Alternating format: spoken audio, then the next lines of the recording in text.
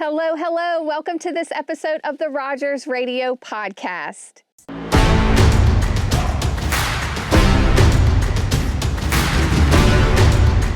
I am your host, Alyssa Rogers, and as you can hear, my voice is still not all the way back yet. I know I mentioned that I was sick last week, and here we are. We're still moving along. I have a cough drop in my mouth, so hopefully I won't do too much coughing because this is a really important podcast episode to me. We have Tom McLaughlin here, owner of the Mecklenburg Sun newspaper. I was just telling Tom before we started that we have a guru person in the building today. I am by no means anywhere close to the experience that you have in media, and I'm really, really excited to get into the questions and get to know you better. So thank you for being here today. Well, you're very kind. Thank you for the chance. Yes. So anyway, looking forward to it. Yeah, I'm looking forward to it because, the newspaper is such a big part of our community, and it has always been, and people don't always think about that. Like worldwide, you hear newspapers, like, is it dying? Is it not? And I believe it's not. And I know in our community that it's very important. And so I kind of want to get into that and where you see the future of it. Well, of course, I guess maybe people will know who watch and listen to this. Maybe they won't, but we had two newspapers. Yes. And of course, we, as people around Halifax, South Boston know, our newspaper here in town, the News and Record, we discontinued it last November. So that's a loaded question. We, of course, still have our newspaper in Mecklenburg County, the Mecklenburg Sun. Yeah. And that is, it's doing a little better and bumping along, I would say. And for a newspaper in a small town, that's actually saying something. I come from probably one of the most beleaguered industries in the country, which is local journalism. And it's a huge issue, and I think about it all the time. It's basically been my life. So there's a lot to say there. So we can start wherever. Let's start there because I want everyone to hear your story on what led you to where you are today. How did you get started in journalism, and what has kept you in journalism for so long? Well, as far as how I got started, that's an easy one. In 1973, my father, late father, purchased the South Boston News and the Record Advertiser, which were owned by the same family, basically. But we bought into it, bought half. We ended up owning all of it. And it was going out of business when he purchased it. So Dad felt very strongly that Halifax County needed alternative voices, needed a second voice. Halifax and really Mecklenburg too are extremely unusual in that for years and years and years, and continuing in Mecklenburg, there's more than one newspaper. Mm-hmm. Most small towns, small cities, big cities for that matter, only have one newspaper. So it's, we've always been this kind of anomaly of a competitive newspaper town, which for the size of South Boston is just unreal. It's just not done. Mm-hmm. And we have this very unlikely and frankly a little unbelievable story that I have a hard time telling people from the outside because they just can't seem to comprehend that someone would go into the business for the sake of, of course, it was always a business, but not primarily a business. It really was more of a family mission. Mm. So that's what I grew up with, and I liked it. It's interesting work. We were talking about that just before we went live here, and it is, you're always doing something new in this field, and it's always attracted people. For that reason, journalism is one of the worst paying professions that you can choose. Our kids, we told them, you can't do this. Your dad's only big enough dummy to do it, and the only one who, you live and learn kind of thing. So we highly discourage them from the field, but it is an interesting field, and I've always thought it's an important field, and that's basically what I've been doing since I got home from college. I came back the day after I graduated, went to work for the family newspapers, and I'm still at it.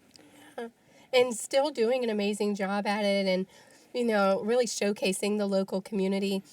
What are some challenges that you're facing now? I mean, I know you said that you closed down the News and Record and you have Right. just the Mecklenburg Sun now. With this new digital age, how are you navigating that and the changes? Well, the answer is we're really not. Yeah. We closed the News and Record, not because we had fallen off in readership or because we'd fallen off in just the support of our advertisers or community, what have you.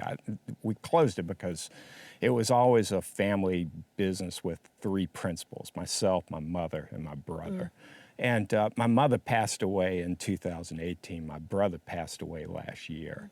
And it was just too much for me to pick up what they had been doing. We all always worked very hard. To the question of old media versus new media, that is something that very few, legacy or an incumbent news organizations have really figured out. I mean, there are a few, the New York Times, maybe the Wall Street Journal. The rest of big city dailies, newspaper chains, I mean, they're all struggling with how do you create a business model to replace the old one, which we can talk about a little bit. Because, our choice, for better or for worse, has been to ride the old model as long as we can. and it works around here. Halifax, Mecklenburg, we're older communities. People do like their newspaper. I do think it makes a difference. Yep. But, you're really kind of faced with a challenge of how do you run a business when essentially your audience, and this is being generous, is going to be, 40, 45 years and up. So, that's, it can be done, but it requires a tremendous amount of effort. And, just the idea of trying to cover even a little town like Halifax or South Boston, it's a lot. I mean, it really is. It's our issue today, which I gave you, I ended up writing, a couple of stories for that, and I laid in all the pages and sold a bunch of the ads, and it's just and make payroll. I mean, all the things that you do as a small business person. It's a daily grind. It's a grind. Yeah. And this was actually somewhat of a light week. I've got a heavier week next week. So, and things happen in the world. Hurricane Helene. We had 2 stories in the paper about what our local folks are doing in response to that. And, you just wake up every day. You don't know what you got. It's, and how do you keep up with that? And because we are in a world where we have everything at our fingertips. Yep. And we see what's going on in real time. Oh, yeah. And so how do you pick and choose what you're going to run in the paper? Well, a lot of it is to make sure it's not old news. Can I do that? Yeah. I mean, you make a pragmatic choice of what can I do, and you make judgments. Some of it, a lot of what we do, you want to know about the day to day. Yeah. A lot of it really is just sort of laid out for you. I mean, we have meetings we go to, we have, these sort of routine things that we do. Without a newspaper, without a local newspaper, people go to these things, but no one's going to tell you what's going on. Right. And no one, if they do tell you what's going on a Facebook or what have you, you just go get a piece of it. I have a bad case of galaxy brain all the time. Things hit me and I get a little wrapped up in them and start getting a little confused but you just try to keep tabs on it as best you can. And I try to return all my phone calls. I've been very bad about that lately. But people will call me up and say, here's a story, or did you know about this, or so-and-so is doing such and such. And a lot of times that does lead to stories, but you really do have to have a bit of a filter. when it For comes to that. sure. You know, it's You're constantly living in the rabbit hole. yeah, no doubt, no doubt. That's a great way of putting it. Yeah. So, Wow. I mean, I could find myself in rabbit holes. I can't imagine being there all the time. you know, it's interesting about little towns. I've always contended that they have just as good as stories as big cities Yeah. do.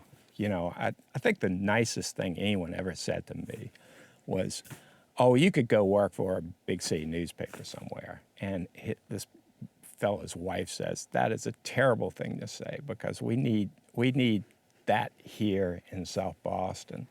And, you know, that did make me appreciate what we do. We don't do it perfectly. We just like everyone else, we slip up, we fall short, but we do work at it. You So, do. And speaking of that, what has been the most rewarding piece for you in working with the community and doing what you do? I think the most rewarding thing is just to let people know what's going on. You know, I think the last 5 years in this business have been the hardest of my career. And part of that was just due to the fact my mother died. She was a longtime editor of the News and Record. I actually spent most of my years, the first 30 or so of my shockingly long career, doing the same thing, working with a paper in Mecklenburg. And my brother Tucker and my mother were here, more established in South Boston. And when she passed away, I had to step in and do her work as the paper's newspaper editor. I was always in the background, and all of a sudden I'm in the foreground. And, you know, of course, that just meant a lot of work. But it wasn't long after she passed away that we went into the pandemic. And this kind of gets to your point. What do I enjoy the most? The pandemic was a miserable experience. Yes, it was. You know, it's a bit frustrating to me to see people kind of memory hole what all that was, because I would go to meetings, and I particularly think of the Halifax County School Board. Yep. And, you know, here are 8 members of our local school board who come from various walks of life. You know, there was a retired teacher or two, a retired bus driver. There were people who had no direct connection to the school, or maybe they were married to a teacher. I mean, across the board. The one thing that unified them was the fact that not one of them was prepared for what they were about to face.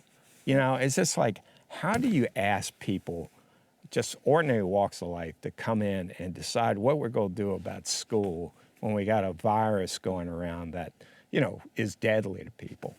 And we don't know. We don't know what it is. We don't know the effect it'll have on students. We don't know the effect it'll have on staff.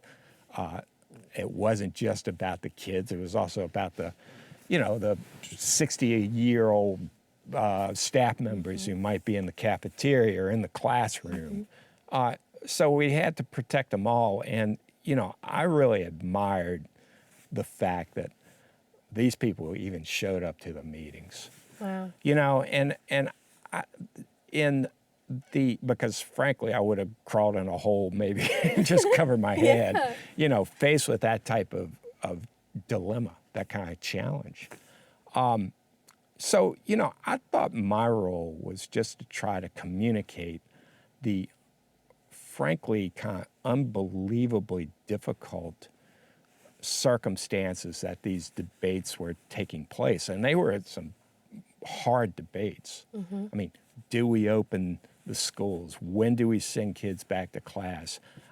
Ironically, the other hard debate got totally put on ice during this time, which was what to do about our high school in South Boston. And, you know, there had been momentum to try to get moving on this prior to the pandemic. That got put on complete hold. We came off the pandemic.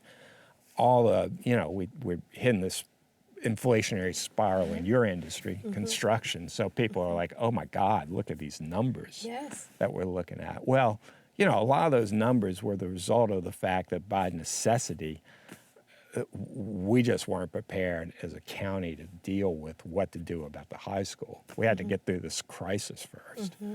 So, it was very difficult to report these things, and I mean, in part because these meetings went on forever.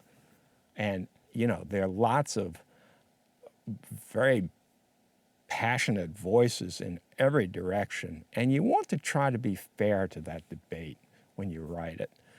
So, that was very difficult, and it really just wore me out, honestly. But it was also, I did feel like it was important.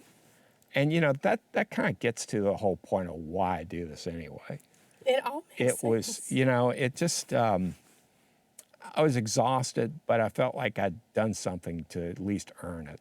Absolutely. So, and I want to make very clear that what I was doing was a hell of a lot easier than what they were doing.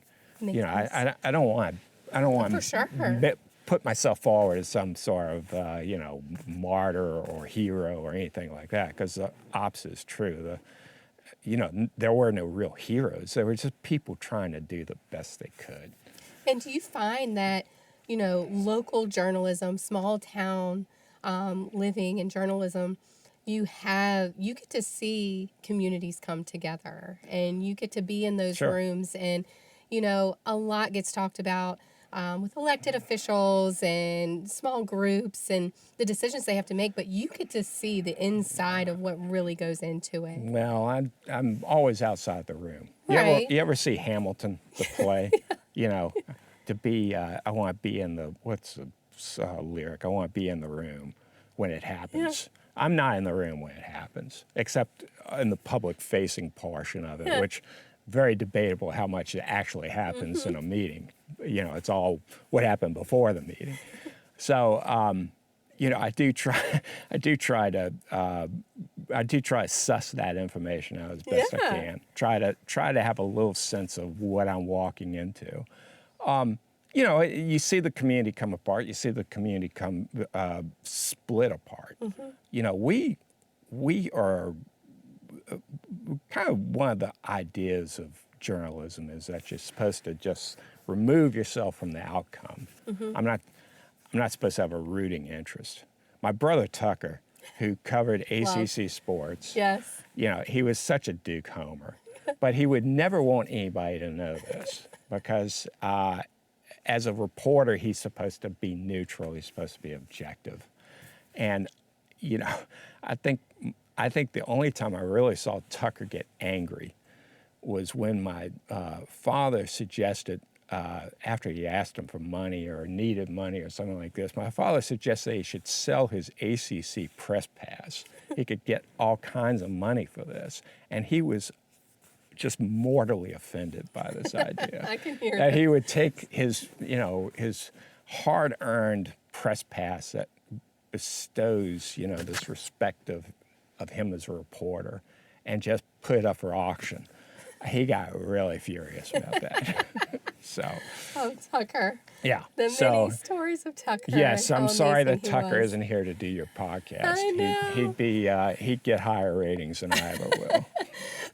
So, speaking of kind of your style, Right. and you do a lot of writing, and you're a fantastic writer. Well, thank you. And I love reading all of your stuff, so thank you for everything you do. But what is your style? When is your best writing time? How, what does it look like? I just envision this war room, and what time of day are you writing most?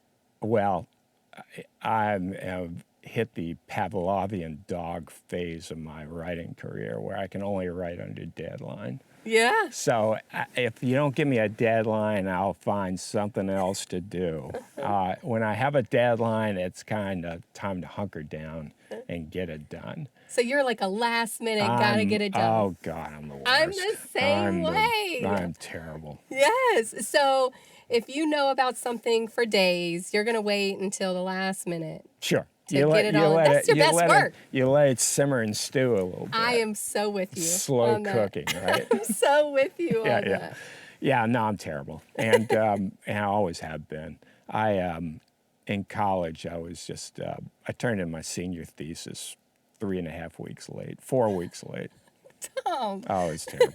Hey, you made it through that, It was a right? good thing I got an A on it because I got docked down to like a D Oh my minus or something. Oh gosh. yeah. It was a complete fiasco. It was a pretty good thesis, but no, all my buddies were like, where is he? Where's Tom? We have a party going on. I'm like trying to get my thesis finished up.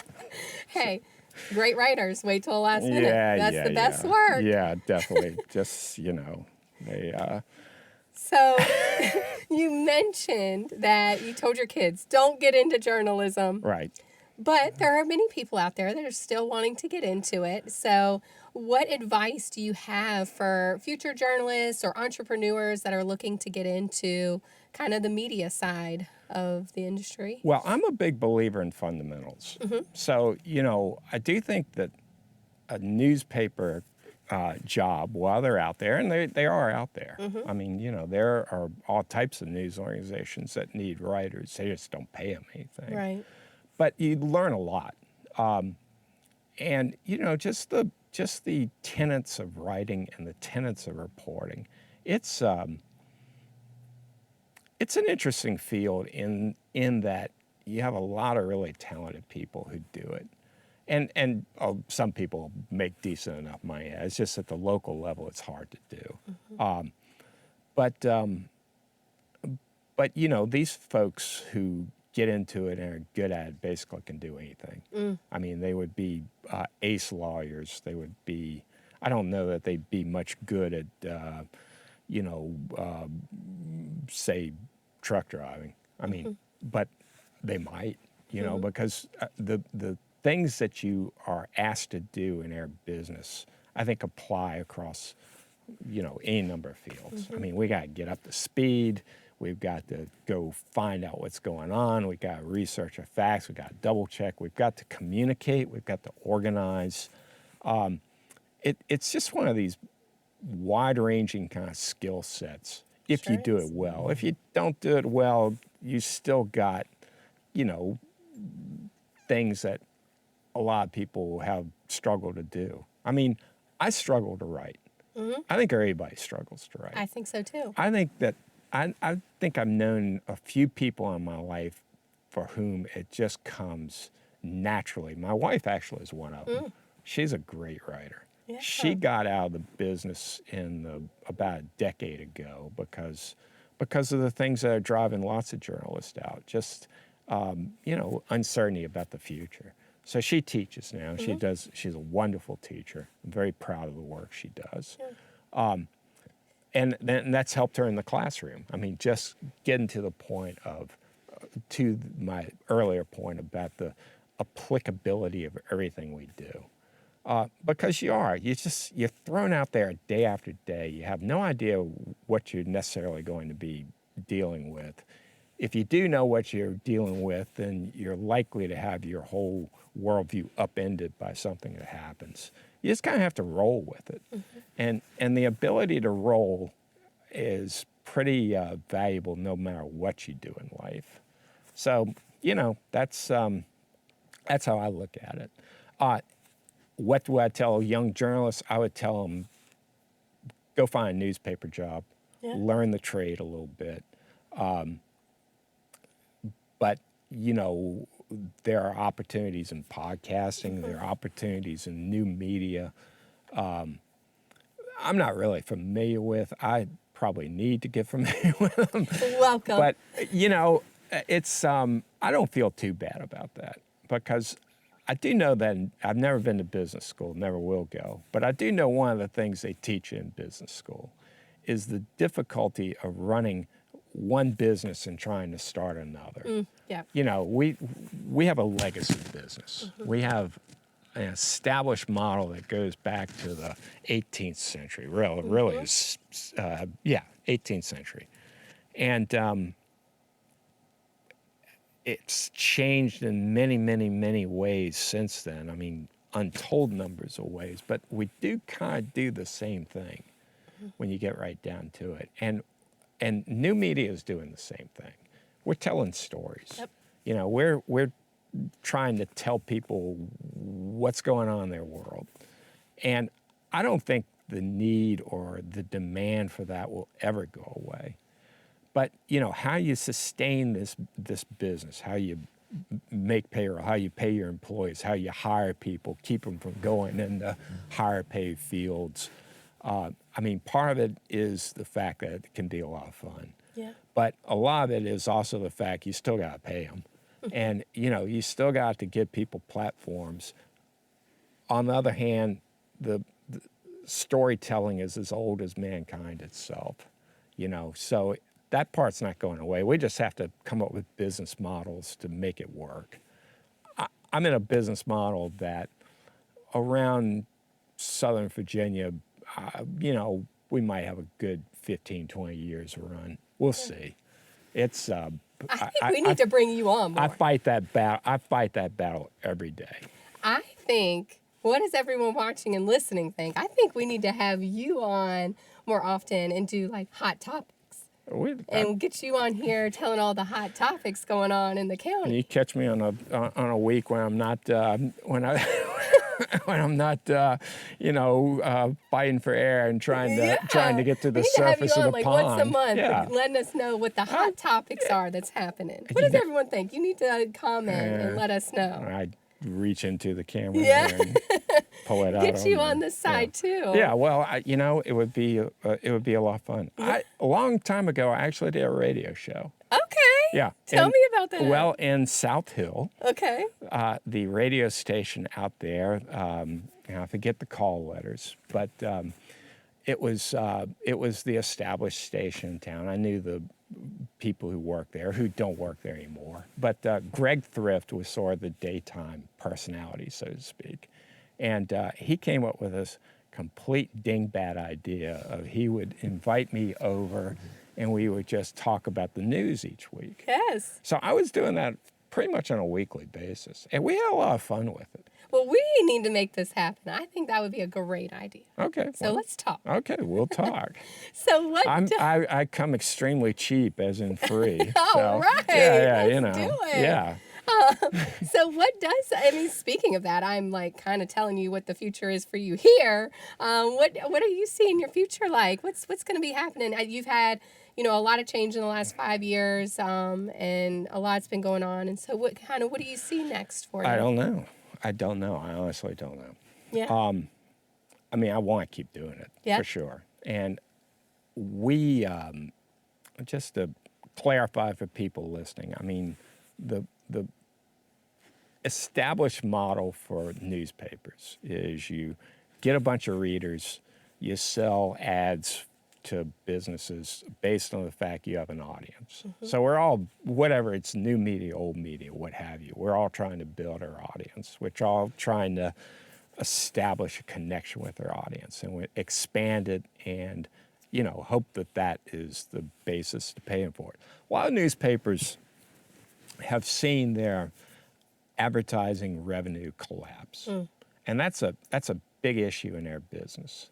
Yeah. So we're fighting Facebook, we're fighting Google, we're fighting everyone but particularly those two, that have just sort of gone in and scooped up all the advertising revenue that went to newspapers. I don't have the facts in front of me, but what I can tell you is that, in the last 20 years, the print media business has just gotten clobbered by those two firms in particular. Yeah.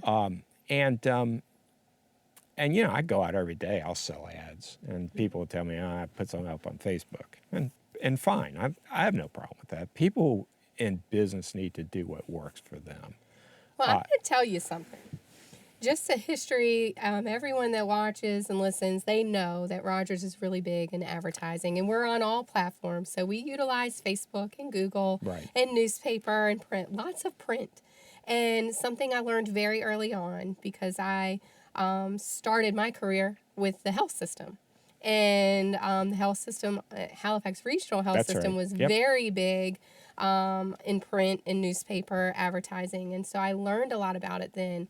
And so when I came here, I said, you know what, this is major. There are still a lot of people that read the newspaper And so we've always advertised in the newspaper. Yeah, you're wonderful. And the stats that we have, because we put different phone numbers on our different media sources to kind of track where our calls are coming from, and we still get calls from newspaper ads that we've run in the News and Record, the Mecklenburg Sun, Well, and good. it does work, and people cut them out and put them on their refrigerator and call. I never ask an advertiser to give me a ad because I'm a nice guy or not a nice guy, It works. or because we need to do whatever. I mean, I always approach it with people of, this is a return on your investment. It may not be as instantaneous as throwing something up on Facebook. Right. But it makes an impression, and we have a robust audience of readers. Again, the News and Record didn't go out because we lacked readers. It went out because I was about to, break myself. Yeah. I mean, it was just so stressful to try to do everybody's jobs. And that said, we have to go out there and argue this case every day. It's great to have you argue it for me. Thank you so much. Oh, yeah. I mean, it works. Yeah. It really does work. And yeah, I believe it works. I know we place ads internally for help, or maybe we have an old car to sell, and yeah, I get plenty of response off of it. It's, I was living, my wife Eva and I, we lived in Oxford, North Carolina for a very short period of time. She was working in Raleigh with the Raleigh News and Observer, and I was up here. And living in Oxford, we had occasion just to place an ad or two in their local newspaper, the Oxford Public Ledger. I don't even know if it's still in business, honestly, but we got all kinds of calls on this. I think we were sounding like a dog cage or something like that. And it was surprising how many people called. But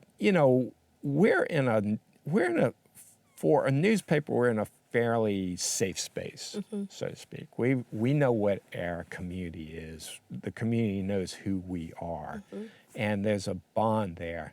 A lot of newspapers have not done that, and in part that's because of maybe the areas they live in are a little more transitory. People moving in, moving out, that type of thing. Not so much here. A lot of it's just the newspaper industry was incredibly lazy for years and years. And this is all coming back to bite us because I had a really interesting conversation with a local advertiser, good friend of mine. I'll leave his name out of the conversation. He was telling me about running his business, I guess it was probably about 40 years ago. He was telling me, oh, God, it used to be that if I missed a week advertising in the paper, I wondered if I was going to still be in business. And to put it mildly, it's not like that anymore. Yeah. But, it just speaks to the fact that back in the day, and this goes back to when my father bought it, it was to own a newspaper was basically to own an ATM. I mean, these are very profitable businesses. It was never that way for us because we did this crazy thing, and it was crazy, of thinking, well, it's not just going to be a monopoly newspaper in town. We're going to have 2 newspapers in town. So, of course, we also are, kind of fighting the reigning world champion across the street. So, we're the upstarts. We're the scrappy the scrappy cur dogs of the local media scene. And that's hard. It's really hard. The old model of newspapers never allowed for that. That's why you can go to a city of 5 million people, there's going to be 1 newspaper. I mean, of course, you got your little, entertainment type papers and your alternative papers that they might distribute at restaurants and shops and whatnot. But I mean, in terms of like a general interest community news organization that does everything, there's 1. So we had 2, and no one does that. There's a long body of research into why this doesn't happen, but basically it just doesn't happen. And you made it happen for a long time. Yeah, we were complete A lot to be proud of. weirdos or idiots or hopeless dreamers, whatever you want to call it. It was, Lots to be proud of. well, thank you. Thank you. And I mean, you've done a great job at bringing us the news. You're one of the voices of the community. And I mean, Careful what you wish for. I tell you, and I've just enjoyed getting to know you more. We end this with one last question. Sure. You're going to have to think about this because you know a lot of people.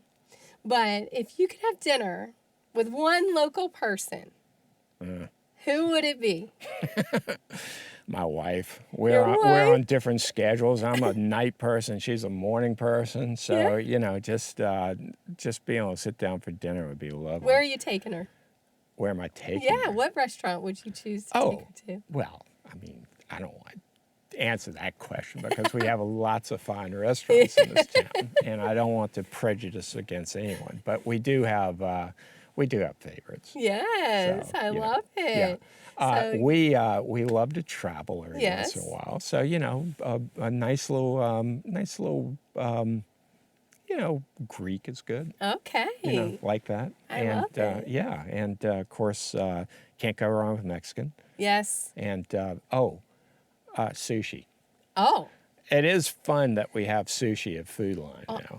I agree. And Yeah. it's good. Yeah, it is It's good. Yeah, really they do a good. good job over there. Yes, So I it's really enjoy it. perfectly respectable sushi. It is. Who knew, right? I know. I just told someone that's not from here that just joined our team. Right. I said, if you like sushi, you need to go to Food Line. And he looked at me like, Food Line? Yeah. I'm like, it's really good. Yeah, it is good. Yeah. It's very, like I say, it's very respectable. It is. Yeah, they do a great job. Well, thank you so much for being here today. You're I welcome. feel honored that No, I'm sitting beside that's you. That's absurd. I do, and I just respect what you do so much. Well, thank you. Because it's not easy, and living in that rabbit hole can be difficult, I'm sure, and making the decisions you have to make. And I appreciate it. I know the community appreciates it, and Well. I want everyone that's watching and listening to know that newspaper advertising does work. So if you're Oh, a thank business you. owner, reach out to Tom, and they can hook you up. They help us out and help us get the word out about what we have going on here, and they can do that for you too. So Well, thank you. Thank you so much. Yeah. and thank you for being here. And I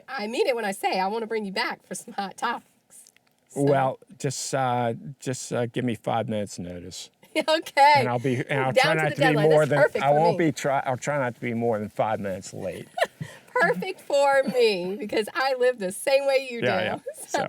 Thank you, everyone, for watching and listening to this episode of the Rogers Radio Podcast. Be sure to rate, review, subscribe, do all the things. Comment if you want to see Tom back, because I definitely do. And we will talk to you next week. Bye.